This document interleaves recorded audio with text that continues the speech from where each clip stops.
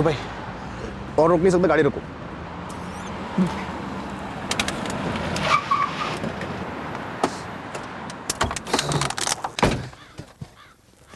गुड्डू भैया, ये अचानक क्या हो गया विवेक भैया को? कल रात में कुछ गड़बड़ खा लिया होगा, फूड पॉइजनिंग ना हो। कोई फिक्र नहीं धर्मेश, मैं आप लोगों को नरसिंहपुर छोड़ के जबलपुर लौटते डॉक्टर को दिखाता हूँ। आपने हमारे लिए इतना अप डाउन किया विवेक भाई। सौदी जी के लिए इतना करना तो बनता ही है ना। चलो गुड्डू भाई।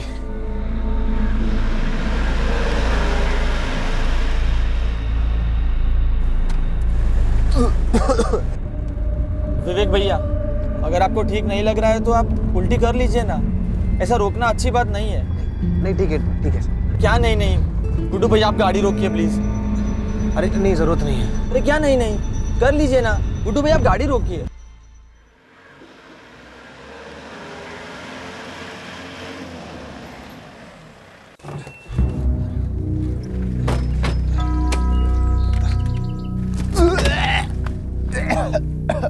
अरे विवेक भाई, तबीयत तो कुछ ज्यादा ही खराब हो रखी है आपकी।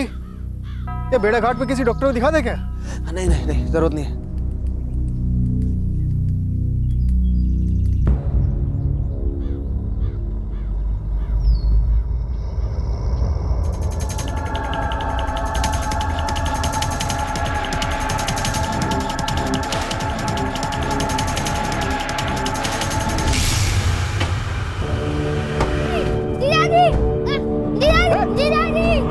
कौन हो तुम लोग? कौन हो आप लोग? बच्चे को छोड़ दो।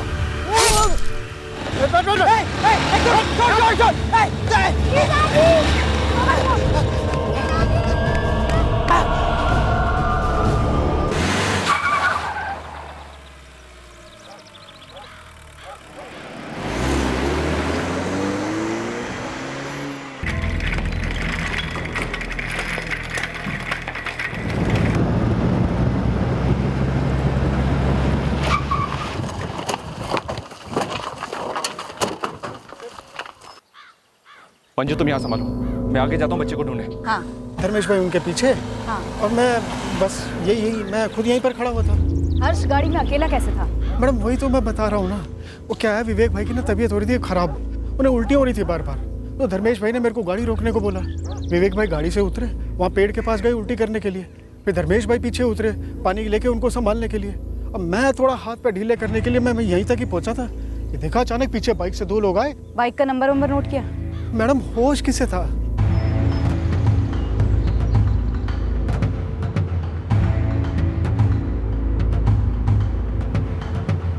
राठौड़ दबा एक्सीलेटर, आधा घंटा पीछे चल रहे हैं। भेड़ाघाट और आसपास के सभी थानों को इन्फॉर्म कर दो। बच्चे का नाम है हर्ष मौर्य और उसकी उम्र है 10 साल। उसने क्रीम कलर का टी शर्ट पहना हुआ है और ब्लैक कलर के हाफ पैंट्स पहने हुए हैं। काली कलर की बाइक से और दोनों ने हेलमेट लगाए हुए थे। बाइक का नंबर? नहीं, बाइक का नंबर नहीं है। अंदर के सभी रास्ते और हाईवे चेक पॉइंट्स पर पेट्रोलिंग टीम को अलर्ट कर दो। प्रीति भाभी आप बस निकलो, धर्मेश की हालत अच्छी नहीं है। लेकिन विवेक भैया हुआ क्या है, कुछ तो बताओ। हम जबलपुर से आ रहे थे तब 2 लोग हर्ष को उठा ले गए। क्या? कौन थे वो लोग? वो तो मुझे मालूम नहीं प्रीति भाभी, पर धर्मेश को उन्होंने छुरा मार दिया। हे भगवान, लेकिन ये कैसे हुआ? किसने किया ये सब? कुछ तो बताओ विवेक भैया। प्रीति भाभी, धर्मेश अभी ऑपरेशन थिएटर में है। आप जल्द से जल्द बेड़ाघाट वाले सिविल हॉस्पिटल में आ जाओ। मैं मोहन जी को भी फोन लगाता हूँ।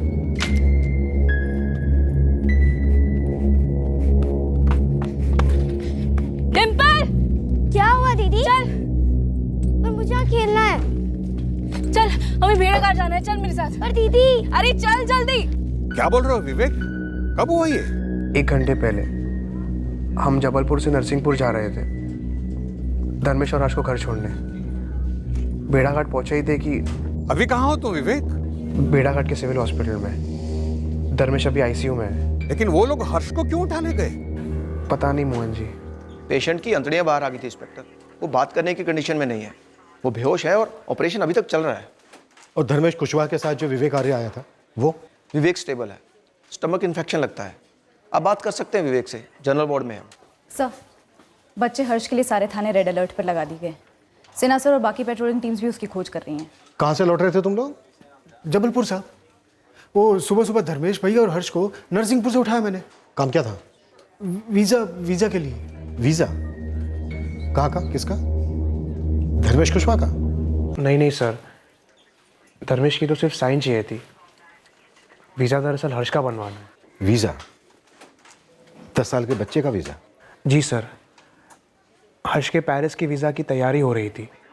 धर्मेश और हर्ष को वापस उनके गांव नरसिंहपुर ड्रॉप कर रहे थे।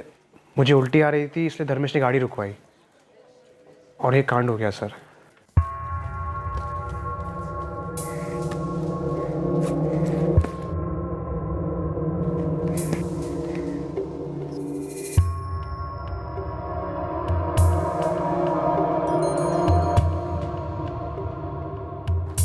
क्या खबर है सिन्हा? सर मैं बेड़ा घाट और उसके आसपास के सारे साइड रोड से स्कैन कर रहा हूँ। पेट्रोलिंग की 3 टीम भी फैली हुई हैं। और अंदर तक घुसो सिन्हा, मामला कुछ अजीब लग रहा है। नरसिंहपुर का एक गरीब बच्चा, वो भी सिर्फ 10 साल का, पेरिस भेजने की तैयारी हो रही थी उसे। पेरिस?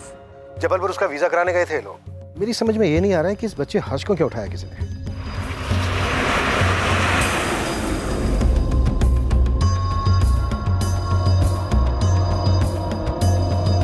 पासपोर्ट के साथ अडॉप्शन पेपर्स हैं और गार्जियनशिप के भी कागजात हैं। लगता है इस पेरिस की पार्टी ने इस बच्चे हर्ष मौर्य को अडॉप्ट किया है।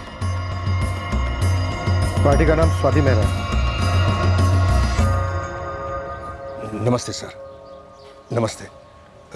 मैं मोहन रावत, व्यापारी मंडल का चेयरमैन हूँ। जी कहिए। सर, हर्ष का कुछ पता चला? आप हर्ष के रिश्तेदार हैं? नहीं सर, मैंने तो सिर्फ उसका एडॉप्शन करवाया था पेरिस में। विवेक आर्या का भी फोन आया था। धर्मेश को किसी ने छुरा मारा है। धर्मेश का ऑपरेशन चल रहा है। मोहन जी, ये पेरिस की स्वाति मेहरा, ये अडॉप्शन, जरा विस्तार से बताएंगे कि यहाँ चल क्या रहा है? सर, सिन्हा सर का फोन आया था। हर्ष ठीक है ना? वो लोग पकड़े गए? हमलावर कहीं भी नहीं दिखाई दिए और सर वो लोग हर्ष को भी छुरा मार गए। कैसी हालत है हर्ष की? सिन्हा सर बोल रहे थे कि काफी बुरी हालत में है बच्चा। बच्चे का होश जा रहा है, गाड़ी तेज भगा राठौर। उसकी बड़ी बहन प्रीति, उसकी जीजा धर्मेश जिस पर ऑपरेशन चल रहा है, और सबसे छोटी डिम्पल, बस यही हर्ष के अपने हैं। जब हर्ष के अपने यहाँ हैं तो कोई उसे क्यों अपना रहा है, वो भी पेरिस से? तो दरअसल बात यह है कि मेरा बेटा सनी पढ़ने के लिए पेरिस गया था। वहाँ उसकी पहचान स्वाति मेहरा से हुई। बहुत अच्छी औरत है, इंडियन मुल्क है, लेकिन पैदाइश पेरिस की है। स्वाति जी ने मेरे बेटे को जॉब पे लगवाया है। अभी बात यह है कि स्वाति जी की शादी की उम्र निकल गई है और उसका मन बच्चे के सुख को तरसता है। अच्छा, इसलिए बच्चा अडॉप्ट कर रही हैं? जी सर, स्वाति जी ने मेरे बेटे को कहा कि वो कोई गरीब हिंदुस्तानी बच्चा गोद लेना चाहती है और सनी ने ये बात मुझे बताई। आप हर्ष को कैसे जानते हैं? छोटा मुंह बड़ी बात होगी, लेकिन इस इलाके में मेरी थोड़ी पहुंच है। काफी दोस्त है बेड़ा घाट में, तो मैंने ये बात फैलाई कि कोई अच्छे घर का बच्चा हो तो बताना। मेरा एक मित्र है रतन दास, वो हर्ष के जीजा धर्मेश को जानता है। बाप नहीं है हर्ष का, ये आपने बताया जी। पर माँ कहाँ है हर्ष की? परवरिश करने वाली ही माँ होती है ना, तो बस हर्ष की बड़ी बहन प्रीति को ही हर्ष की माँ समझो। हर्ष के पिता के देहांत के बाद हर्ष की माँ तीनों बच्चों को छोड़कर चली गई, दूसरी शादी कर ली। बाद में हर्ष और डिंपल की परवरिश धर्मेश और प्रीति ने ही की है। लेकिन मोहन जी, एक गरीब 10 साल के बच्चे की जान का दुश्मन कौन हो सकता है? गरीब नहीं, काफी गरीब। मोहन जी, मोहन जी, मोहन जी, धर्मेश कहाँ है? हर्ष कहाँ है? बताइए ना, कहाँ मेरे भाई, मेरे पति कहाँ है? शांत बेटा, शांत। यही प्रीति है जिसकी मैं बात कर रहा था आपको। प्रीति, आपके हस्बैंड धर्मेश का ऑपरेशन चल रहा है। आपका भाई हर्ष मिल गया है, उसे भी हॉस्पिटल लाया जा रहा है। हर्ष को अस्पताल? उस पर भी हमला हुआ है। ये सब क्या हो रहा है? सब किसने किया है? कहाँ मेरा भाई? मुझे मिलना है अभी। किधर है वो लोग? बताइए ना, कुछ तो बताइए।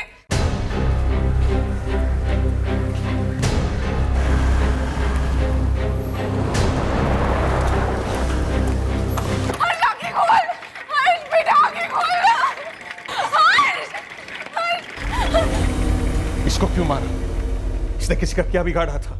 कोई आइडिया नहीं सर, बच्चा खुद ही झाड़ियों से चलता हुआ बाहर आ गया होगा। काफी खून बह रहा था उसके पेट से, काफी बुरी तरह से स्टैबिंग हुई है। सर, धर्मेश ने हर्ष को बचाने की कोशिश की तो उसे स्टैब किया, ये बात तो समझ में आई। लेकिन बच्चे को किडनैप करके 2 घंटे बाद 15 किलोमीटर दूर ले जाकर स्टैब करके झाड़ियों में फेंक दिया। ये बात कुछ खटक रही है सर। ज़रूर कुछ गड़बड़ है, लेकिन अभी हमारे पास सारी डिटेल्स भी तो नहीं है। सबसे पहले जितनी पेट्रोलिंग टीम्स है, जितनी भी, सबको लगा दो बाइक पर आए इन 2 लोगों के पीछे। सर सुना है धर्मेश की अंतड़ियाँ बाहर थी, बच्चे की भी थी। सर इस तरह की स्टैबिंग सिर्फ पेशेवर हत्यारे ही कर सकते हैं। 10 साल के गरीब बच्चे की सुपारी। सर हर्ष पेरिस जा रहा था।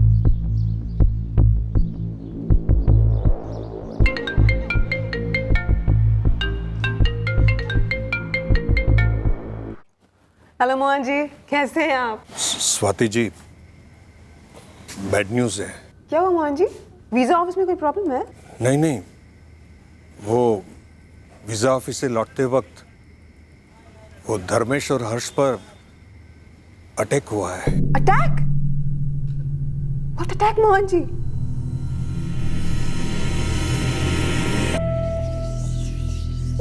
हाँ पापा, हर्ष की कंडीशन कैसी है अब? हर्ष का ऑपरेशन अभी चल रहा है, धर्मेश का हो गया, उसे आईसीयू में शिफ्ट किया है। पापा आप टाइम बाय टाइम खबर देते रहना, और अगर कुछ भी जरूरत पड़ती है ना तो मैं और स्वाति इंडिया आ जाएंगे। नहीं नहीं बेटा, इंडिया आने की कोई जरूरत नहीं है, मैं हूं ना, सब संभालूंगा। सनी बेटा, मुझे एक बात का बहुत बुरा लग रहा है, हमारे देखरेख में ऐसा हुआ। पता नहीं, मुझे ऐसा लग रहा है कि जरूर कोई गलत फहमी हुई है। स्वाति डोंट वरी, पापा है ना वहां पे, सब ठीक हो जाएगा।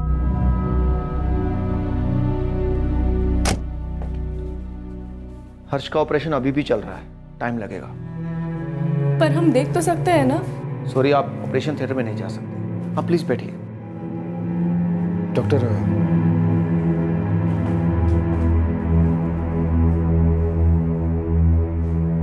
हर्ष बच तो जाएगा ना? देखिए, अभी कुछ कह नहीं सकते। नहीं साहब, मुझे तो कुछ भी पता नहीं चला। लोग कोई पीछा कर भी रहा हो तो। गुड्डू, जिस इलाके में तूने गाड़ी रोकी थी ना, वो इलाका इतना सुनसान है कि हमलावरों के लिए निशाना हलवा था, हलवा। नहीं साहब, मैंने गाड़ी नहीं रोकी। वो तो वहां से गुजरते वक्त विवेक भाई को फिर से उल्टी आने लगी, तो धर्मेश भाई ने मेरे को बोला कि गाड़ी रोक दो। साहब मुझे गाड़ी रोकनी पड़ी। कोई हमारे हर्ष को क्यों उठाएगा? हर्ष को अगवा करके मार डालने की कोशिश की गई थी धर्मेश। हमें नहीं लगता हर्ष को किसी ने फिरौती वगैरह के लिए उठाया था। पर हमसे कैसी फिरौती मिलेगी साहब? हमारे पास तो अगले महीने का राशन हो तो बड़ी बात है। जानता हूं, तभी पूछ रहा हूं, फिरौती के लिए नहीं तो फिर किस लिए? आप लोगों की किसी के साथ कोई दुश्मनी? मैडम, मैं तो सनी का फ्रेंड हूँ। मैं खुद पेरिस में रह रहा था, जॉब कर रहा था। 5 महीने पहले ही मेरा वर्क वीज़ा एक्सपायर हुआ, इसलिए यहाँ पे हूँ। तो सनी ने हर्ष का वीजा लगवाने का काम तुम्हें सौंपा था? सनी और स्वाति दोनों ही मेरे अच्छे फ्रेंड्स हैं। मैं उनके लिए यहाँ कोऑर्डिनेट कर रहा था मोहन जी के साथ, सनी के डैड। हम सब कितने खुश थे कि हर्ष के भाग खुल गए, विदेश में जाके पढ़ेगा। 2 साल पहले किसने सोचा था कि ऐसा भी कुछ होगा? 2 साल पहले? ये पेरिस की स्वाति मेहरा ने हर्ष को 2 साल पहले गोद लिया था? हाँ साहब, 2 साल तो हो गए, और इन 2 सालों में हम वीज़ा के लिए कितनी सारी बार जबलपुर आए गए, कभी ऐसा कुछ नहीं हुआ है। पता नहीं कल ही क्यों पहली बार ये सब। नहीं गुड्डू, जब तक इस केस पर मैं पूरी तरह से पकड़ नहीं मिल जाती, तुम कहीं नहीं जा सकते। साहब, जबलपुर में मेरा घर परिवार है, मैं रोज कमा कर जाता हूँ तो घर पर रोटी बनती। नौकरी पर नहीं गया तो सेठ मेरा पैसे काट लेगा। तेरे सेठ से हम बात कर लेंगे, तू अपने घर वालों से बात कर ले, पर तू रहेगा यहीं। मंजू, सारे documents, adoption paper, visa related documents, सबको एक बार डिटेल स्टडी करो। ठीक है सर। सिन्हा, एक गरीब घर के बच्चे हर्ष को पेरिस की स्वाति मेहरा ने कानूनी तौर पर गोद लिया, लेकिन हर्ष 2 साल से उसके पास पेरिस नहीं गया, लेकिन कानूनी तौर पर वो उसकी मां है। हो सकता है किसी ने सोचा हो कि हर्ष को किडनैप करके पेरिस वाली पार्टी से फिरौती ली जाए और पेमेंट हवाला के जरिए ली जाए, तो हर्ष को उठा लिया। पर हर्ष को उठवाने के 2 घंटे के अंदर ही इस बच्चे की अंतड़ियां निकाल दी थी। ऐसा कौन किडनैपर करता है? विक्टिम को किडनैप करके उसी दिन मार देना, फिर भी फिरौती मांगते रहना, ऐसा हमने कई बार देखा। लेकिन जिस तरह से इस बच्चे को किडनैप करके 2 घंटे के अंदर बुरी तरह से जख्मी करके फेंक दिया गया, ऐसा हमने पहली बार देखा। सिन्हा, सारे एंगल एक्सप्लोर करते हैं। मुझे लगता है जबलपुर से ही फॉलो किया जा रहा है। और शायद ये फर्स्ट अटेम्प्ट नहीं होगा, इससे पहले भी कोशिशें होती रही। सर, इस ड्राइवर गुड्डू के कॉल रिकॉर्ड्स मंगवाए हैं। ये कह रहा था कि इसने पहले भी 3 बार जबलपुर अप डाउन किया है, धर्मेश, विवेक और हर्ष के साथ, नरसिंहपुर से जबलपुर और फिर रिटर्न। अटैक के दौरान धर्मेश को इतनी बुरी तरह से स्टैप किया गया, लेकिन गुड्डू को खरोच तक नहीं आई। कह रहा था कि उसे धक्का दिया गया। धर्मेश को धक्का नहीं दिया गया, बल्कि सीधा छुरा घुसेड़ दिया। टिपिकल पेशेवरों का ट्रेडमार्क है सर, छुरा अंदर घुसेड़ कर घुमा देना, ताकि विक्टिम के बचने के चांसेस ना के बराबर हो। निकालो सारे पेशेवर स्टैपिंग उस्तादों की कुंडलियां।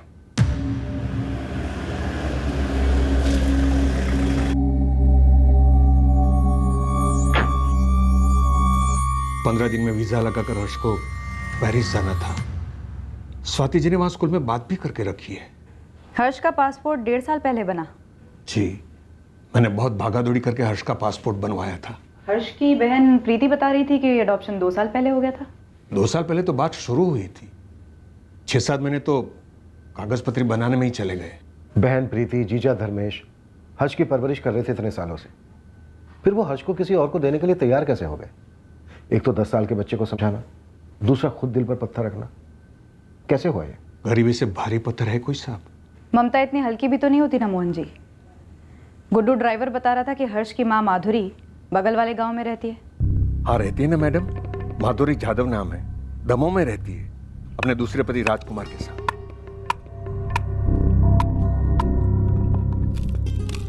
प्रीति 21 साल की थी, उसका छोटा भाई हर्ष कुछ 5 साल का रहा होगा, और सबसे छोटी बहन डिम्पल 2-2.5 साल की होगी जब इनके बापू शंकरलाल मौर्य की मृत्यु हुई। कैसे मरा? शराब की लत थी।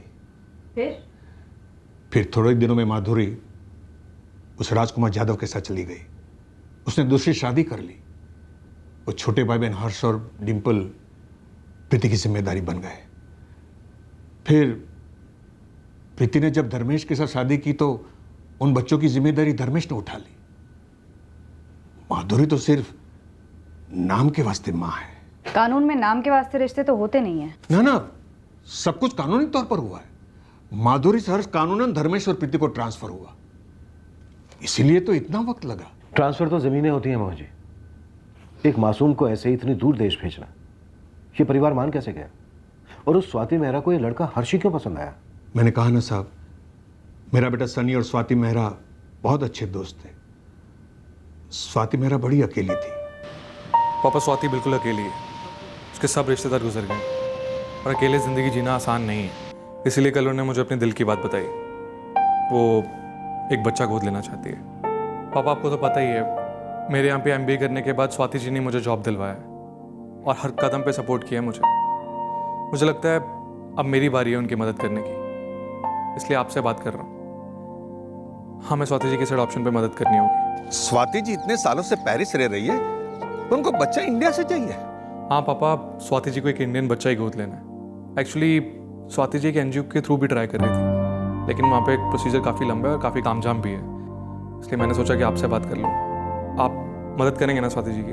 क्यों नहीं बेटा, स्वाति जी की मदद करना हमारा फर्ज है। Thank you so very much Mohan ji. Actually मेरे पास सब कुछ है, लेकिन होकर भी कुछ नहीं है।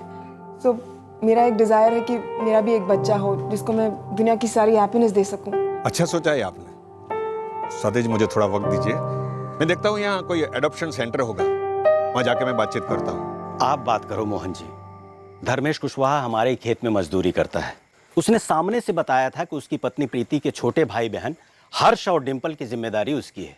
बेचारे गरीब लोग हैं, 2 बच्चों को पालना उनके लिए आसान नहीं होगा। अब ऐसे में अगर डिम्पल या हर्ष में से किसी एक को कोई गोद ले लेता है तो एक बच्चे की जिंदगी भी संवर जाएगी और धर्मेश का बोझ भी हल्का हो जाएगा। सबका फायदा होगा मोहन जी। सबसे पहले मैंने धर्मेश और प्रीति को बिठाया और कहा ये है, बोलो क्या करना है। तो वो हर्ष को स्वाति जी को गोद देने के लिए तैयार हो गए, तब जाके मैंने सब पेपर्स बनवाए सर। हर्ष ही क्यों, डिम्पल भी तो थी। जी, लेकिन स्वाति जी हर्ष को गोद लेना चाहती थी।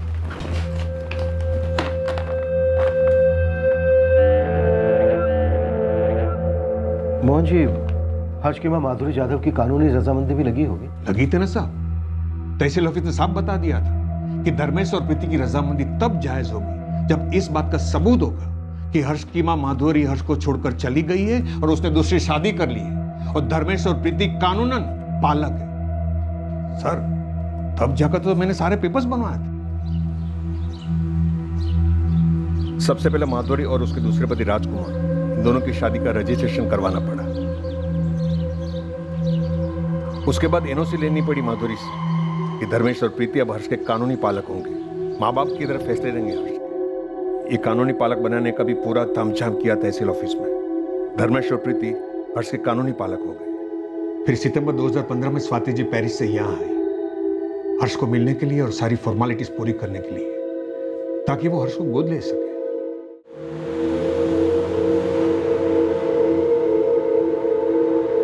स्वाति जी पहली बार जब आमने सामने हर्ष से हुई तो फुली ना समाई सर। यू आर शाय, हाँ? शर्मा रहे हो, हाँ? Such a sweet boy, हाँ? डिम्पल, यहाँ आओ। Come here.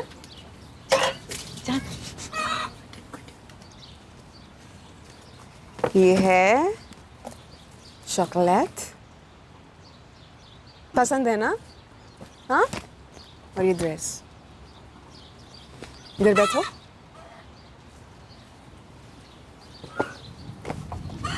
शाई, शर्मा रही है। डिम्पल, आप कौन से क्लास में पढ़ती हैं? Sensational, sir standard. आप आएंगी हमारे साथ पेरिस? हाँ, हर्ष भाई के साथ आएंगी? क्यों नहीं, हर्ष सेटल होने के बाद अपनी बहन को भी बुला लेगा, है ना हर्ष? स्वाति जी, मेरे लिए इससे बड़ी और खुशी की बात क्या हो सकती है कि मेरा भाई विदेश में जाके पढ़ेगा। जिंदगी में कुछ बड़ा बनेगा मेरा छोटा भाई। बड़ी बहन तो सिर्फ नाम के वास्ते है स्वाति जी। प्रीति असल में इन दोनों बच्चों की माँ ही है। माँ तो आप हमेशा रहेंगी प्रीति, लेकिन अब हर्ष की दो मम्मी होंगी, एक आप और एक मैं। सच में आप लोगों का दिल बहुत बड़ा है। आप लोगों ने मेरी जिंदगी का एक बहुत बड़ा खालीपन दूर किया है और मैं पूरी लाइफ थैंकफुल रहूंगी। सच में शुक्रिया। फिर भागा दौड़ी करके मैंने हर्ष का पासपोर्ट बनवाया। पेरिस का वीजा लगने ही वाला था कि देखो किसी की नजर लग गई। आपकी नजर में कौन हो सकता है जिसे इस अडॉप्शन से आपत्ति थी? किसी को नहीं। 2 साल पहले तो सारा कुछ हो गया था। 1 महीने के अंदर पेरिस की फ्लाइट पकड़ने वाला था हर्ष। पर मोहन जी, कोई तो जरूर चाहता था कि हर्ष वो फ्लाइट कभी ना ले। सर, मैं मानने को तैयार ही नहीं हूं कि कोई हर्ष को रोकना चाहता था। ऐसा करके किसी को क्या मिलता? पर रोका तो गया है, इसका मतलब किसी को कुछ तो मिला है या फिर मिलने वाला है।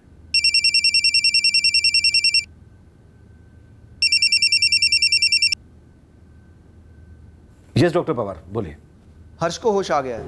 बस निकल रहा हूं डॉक्टर। हर्ष को होश आ गया है। सर, ऊपर वाले की मेहरबानी है। मुझे लग रहा है कि कोई गलतफहमी की वजह से हर्ष पर हमला हुआ है। जरा सोचिए, मासूम को कोई क्यों छुरा मारेगा? अब हर्ष को होश आ गया है तो उसी से पूछते हैं कि बाइक पर वो 2 लोग कौन थे।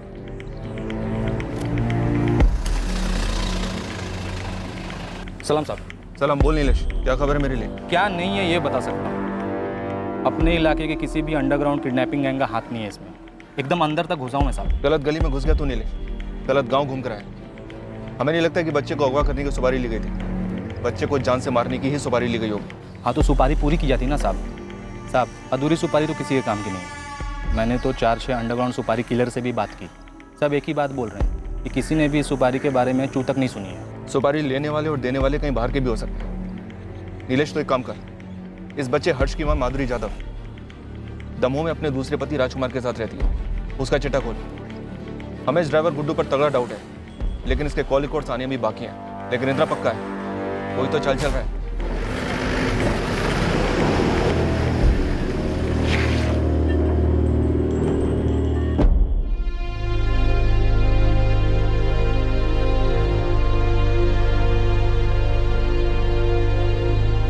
कैसे हो हर्ष बेटा? डिम्पल, आपकी प्रीति दीदी कहाँ है? दीदी दवा लेने गई है। आपके जैसा बहादुर बच्चा मैंने आज तक नहीं देखा। आप इतनी बुरी तरह से घायल हुए, फिर भी अपने पैरों पर चल रहे थे। हीरो आप, हीरो। मैं ज़्यादा वक्त नहीं लूँगा, आप भी आराम से बोलना। वो दो लोग जब आपको बाइक पर उठाकर ले गए, उसके बाद क्या हुआ? वो लोग सुनसान रास्ते पर मुड़ गए और फिर चलते रहे। फिर जो बाइक चला रहा था उसका फोन बजा। हर्ष, जिस आदमी ने फोन पर बात की थी उसने कुछ और कहा था? नहीं, सिर्फ हेलो, ठीक है, समझ गया। आपको उन दोनों में से किसी का चेहरा याद है? उन दोनों ने काली हेलमेट पहनी थी।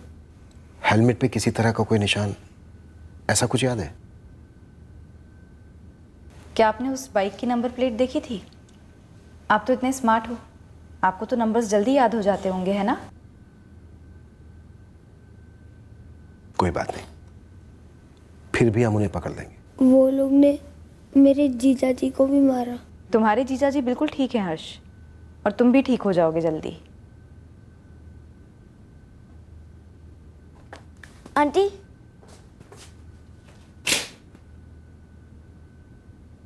अब हर्ष भैया को पेरिस मत जाने दो। अब दीदी और जीजाजी को समझा दो। डिम्पल बेटा, आपके हर्ष भैया कहीं नहीं जा रहे हैं, यहीं पर हैं। और आप भी अपने हर्ष भैया का खूब ख्याल रखना। इस वक्त आपके हर्ष भैया को आपकी बहुत जरूरत है।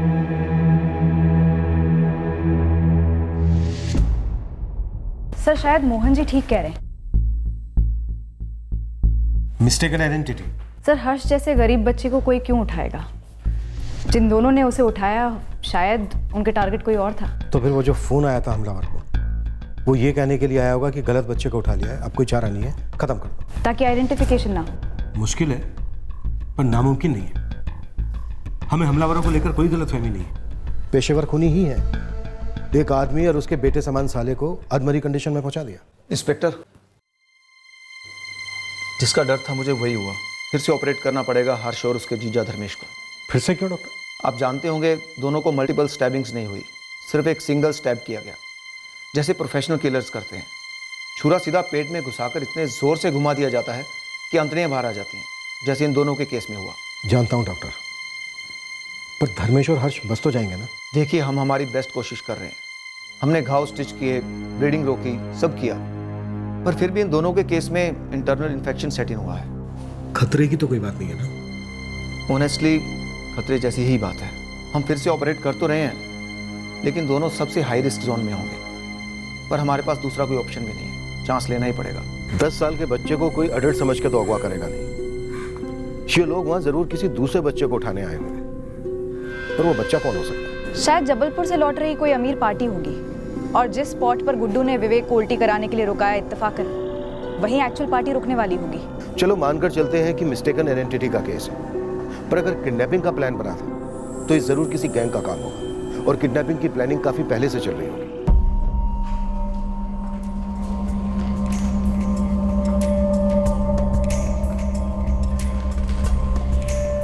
सिना, बेड़ाघाट, जबलपुर और आसपास के इलाकों में जितने भी किडनैपिंग के आरोपी हैं, जितने भी पुराने गैंग्स हैं, सबकी हिस्ट्री खोद निकालो। अभी लग जाता हूँ काम पर।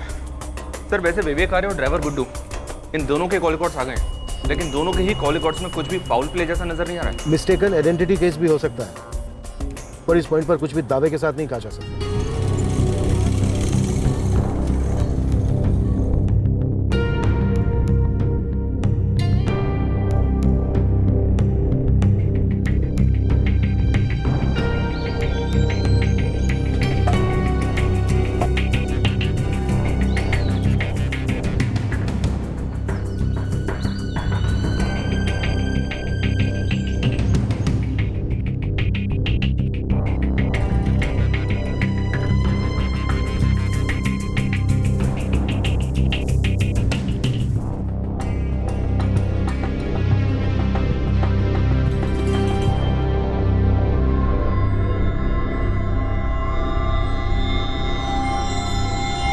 दो महीने पहले ही बेल पर छूटा हूं, आराम ही चल रहा है, कोई काम लिया ही नहीं हाथ में।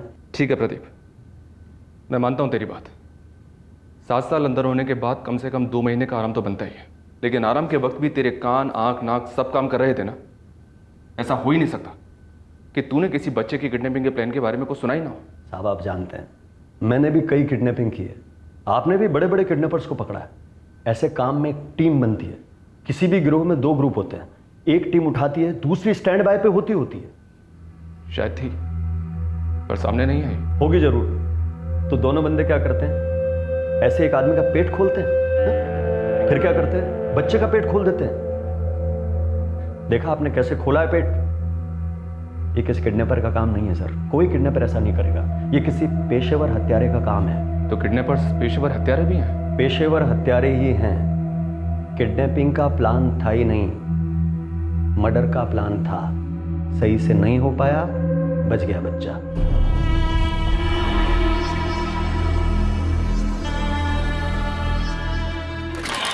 सर, एक बैड न्यूज़ है।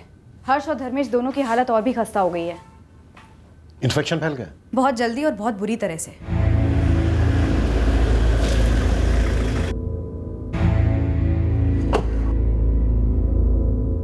किसी जगह पे हाथ डालें और वहां से कुछ ना मिले तो समझो वो चीज़ हाथ के बाहर है। हो सकता है ये दोनों बंदे बेड़ा घाट के हो ही नहीं, जबलपुर के या किसी और शहर के पेशेवर हत्यारे हों तो। तेरे पास कोई टिप है क्या प्रदीप? होती तो टाइम खराब करता क्या दोनों का। लेकिन एक बात कह रहा हूँ, आपका डिपार्टमेंट जिस एंगल पे चल रहा है ना, ये गलत निशाना वगैरह, वो एंगल डिलीट कर दो साहब। क्यों? ये सुपारी वाले मामले रातों रात तय नहीं होते हैं, एक टीम बनती है, काफ़ी मुआयना किया जाता है, टारगेट का चेहरा ये लोग दिमाग में फिट कर लेते हैं। गलती हो ही नहीं सकती। हमेशा नहीं, फिर भी आगे बोल। साहब जिस जगह पे कांड हुआ समझो वहां पे दूसरी गाड़ी का रुकना तय था असली टारगेट के साथ, ठीक है? आगे बोल, मैं सुन रहा हूं। ये इत्तेफाक हो सकता है कि ये गाड़ी ठीक उसी जगह पे रुकी, हा? लेकिन इस गाड़ी में उस असली टारगेट की तरह 10 साल का बच्चा होना, दो इत्तेफाक एक साथ। सर बंडल से बंडल फिल्मों में भी ऐसा नहीं होता। आप नोट कर लो, निशाना ये बच्चा ही था, प्लान मर्डर का ही था। आप बेकार में हम किडनैपर्स को परेशान कर रहे हो सर। आप पेशेवर हत्यारों का मार्केट टटोलिए, आपको ये दोनों बंदे वहीं मिलेंगे। और एक बात साहब, किडनैपिंग फिरौती के लिए की जाती है, प्याज और रोटी के लिए नहीं। जो बेचारे ये गरीब खा के सो जाते होंगे। और आपने वो गाड़ी देखी, वो सस्ती सी फटीचर, वो भी ट्रैवल की। प्रदीप, बच्चे को एक विलायती पार्टी ने गोद लिया है, हो सकता है उनसे पैसा निकलवाने का प्लान हो। हाँ, तो खून का एक कतरा भी नहीं बहाते, और वो हर्ष का तो बिल्कुल भी नहीं। पहले धर्मेश को लेके गए, बोला कि अंदर से खून निकल रहा है। फिर उसके बाद हर्ष को लेके गए, कुछ पता नहीं चल रहा है क्या हो रहा है। कुछ समझ में नहीं आ रहा है बेटा, और पुलिस भी कुछ नहीं बोल रही है। साहब इधर दमोह में एक छुटकू सी खबर हाथ लगी है। हर्ष की माँ माधुरी के बारे में? नहीं, हर्ष की माँ माधुरी के बारे में नहीं साहब, लक्ष्मी माँ के बारे में। गोल गोल मत घुमा, साफ साफ बोल। लक्ष्मी माँ, पैसा, वो जो फॉरेन की पार्टी है ना जिन्होंने हर्ष को गोद लिया, उन्होंने धर्मेश और प्रीति को 5 लाख रुपए दिए थे। अच्छा, तुझे कैसे पता? अब ये माधुरी का जो दूसरा पति है ना, राजकुमार यादव, उसने अपने एक दोस्त को बताया था। इस राजकुमार को थोड़ी मिर्ची जरूर लगी थी पेरिस वाली बात सुनकर। एक बार बोल रहा था उसकी पत्नी माधुरी की पहली शादी की संतान की क्या किस्मत चमक रही है। नसीब इसको बोलते हैं। कितने बड़े घर में जा रहा है हर्ष, वो भी विलायत में, और वो प्रीति और धर्मेश को 5 लाख रुपया भी पकड़ा दिया पार्टी में। अरे पाला भी तो उन्होंने ही है हर्ष को। इतना था तो जब माधुरी भाभी से शादी की साथ में ले आता हर्ष को। पता होता तो लाता नहीं क्या? अब किस्मत ऐसे चमकेगी, किसको पता था। साहब ये पैसे का झोल हो सकता है, कुछ लेन देन की बात होगी पर शायद हो ना पाया हो, और उसके बदले में इस बच्चे हर्ष को नुकसान पहुंचा दिया गया। सर, किडनैपिंग में पीएचडी कर चुके इस प्रदीप से क्वेश्चनिंग की मैंने। वो कह रहा था कि पक्का किडनैपिंग नहीं थी, मर्डर अटेम्प्ट ही था। मुझे ऐसा लग रहा है सर, यहाँ टारगेट ये बच्चा हर्ष ही है। ये अडॉप्शन कहीं दिखाने के लिए अडॉप्शन तो नहीं था? पैसे देकर बच्चा खरीदा जा रहा हो? क्या बात कर रहे हो इंस्पेक्टर साहब? मैं जिला व्यापारी मंडल का चेयरमैन हूँ, आपको मैं बच्चों का दलाल लगता हूँ? 5 लाख रुपए दिए थे स्वाति मेहरा ने प्रीति और धर्मेश को। इंस्पेक्टर साहब, ये स्वाति जी, प्रीति और धर्मेश के बीच का मामला है। स्वाति जी ने जो खुशी से दिया, इन लोगों ने खुशी से लिया। एडॉप्शन कानूनी तरीके से हुआ है। अच्छा, मैं एक काम करता हूँ, मैं आपको पेरिस का नंबर देता हूँ, आप स्वाति जी से बात कर लीजिए और दिल की तसल्ली कर लीजिए।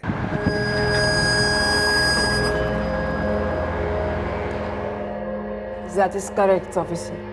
मैंने धर्मेश कुशवाहा को 5 लाख रुपीस दिए थे जब हर्ष के ऑप्शन पेपर्स अप्रूव हुए थे। पूरी डील कितने में हुई स्वाति जी? पहले इंस्टॉलमेंट के बाद और कितने इंस्टॉलमेंट्स दिए आपने? डील इंस्टॉलमेंट क्या बात कर रहे हैं इंस्पेक्टर? 5 लाख किस लिए थे? क्योंकि हर्ष के अडॉप्शन के बाद उसकी अपब्रिंगिंग की रिस्पॉन्सिबिलिटी मेरी है, इसलिए उसके टेक केयर के लिए मैंने उसके सिस्टर प्रीति और जीजा को 5 लाख रुपीस दिए थे और क्लियरली ये बोला था कि वो ये मनी डिम्पल के लिए भी यूज कर सकते हैं। And you accuse me that I bought my हर्ष। स्वाति जी 3 सवाल हैं आपसे जिनके मुझे जवाब चाहिए। प्रीति और धर्मेश ने कभी और पैसे मांगे आपसे? No never. ये 5 लाख भी मैंने अपनी खुशी से दिए थे इंस्पेक्टर। कोई धमकी दी?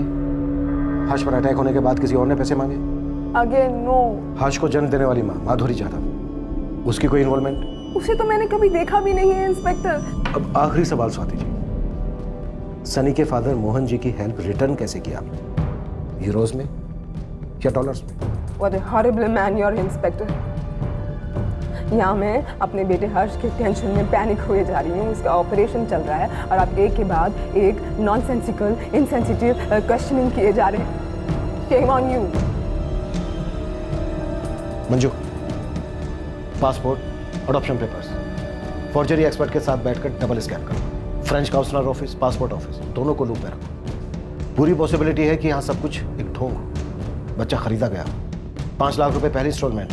अब ये औरत फ्रांस में बैठकर तो कबूल करेगी नहीं कि बच्चा खरीदा गया है। ठीक है सर, मैं सारे अरेंजमेंट्स करती हूँ। हर्ष की माँ माधुरी को क्वेश्चनिंग के लिए बुला लेते हैं और उसकी बहन प्रीति, वो मोहन जी, विवेक और गुड्डू ड्राइवर, इन सबको रेडार में रखते हैं।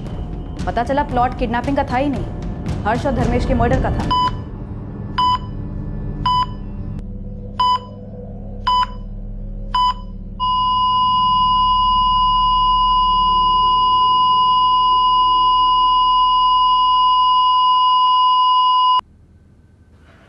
डॉक्टर,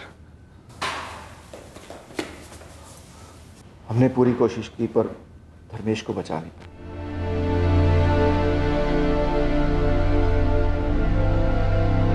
और हर्ष, उसका दूसरे थिएटर में ऑपरेशन चल रहा है।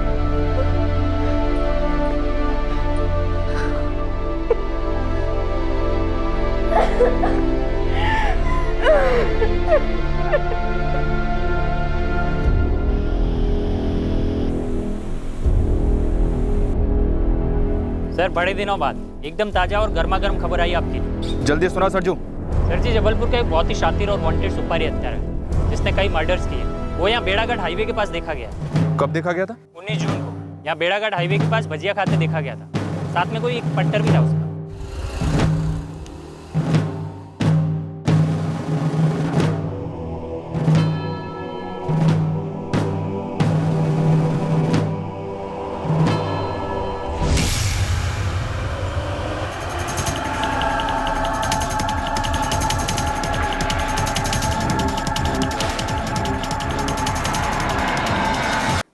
आपने भी नाम सुना होगा साहब, ललित सिंह। हाँ सुना है, पर वो दूसरा कौन था? उसका कुछ नाम मालूम नहीं है साहब। बस यहाँ किसी पंटर ने भजिया वाले को बताया कि ये ललित सिंह है, सुपारी किलर, और ये भजिया वाला अपना खबरी है साहब। सर, 6 अटेम्प्ट टू मर्डर के चार्जेस, 3 मर्डर के चार्जेस और 3 केसेस में ट्रायल चल रहा है। और पिछले 2 महीने से ये ललित सिंह बेल पर है। ललित सिंह गलत टारगेट को तो नहीं मार सकता। मिस्टेकन आइडेंटिटी एंगल को कोल्ड स्टोरेज में डाल सकते हैं। बिल्कुल सर, लेकिन सर अब सवाल ये उठता है, क्या सिर्फ हर्ष टारगेट था या धर्मेश भी टारगेट था, या ये धर्मेश सिर्फ ऐसे ही बीच में आ गया और कोलेटरल डैमेज था? पता चले, पहले ये तो पता चले कि इस नन्ही सी जान से किसे इतनी वैर थी और क्यों।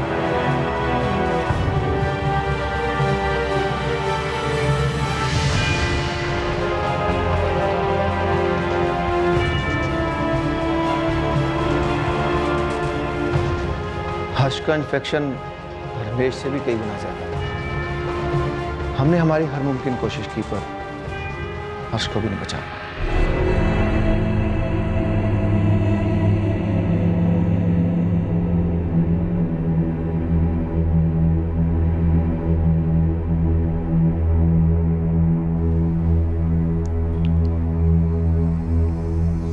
प्रीति, बेटा, हर्ष भी नहीं रहा।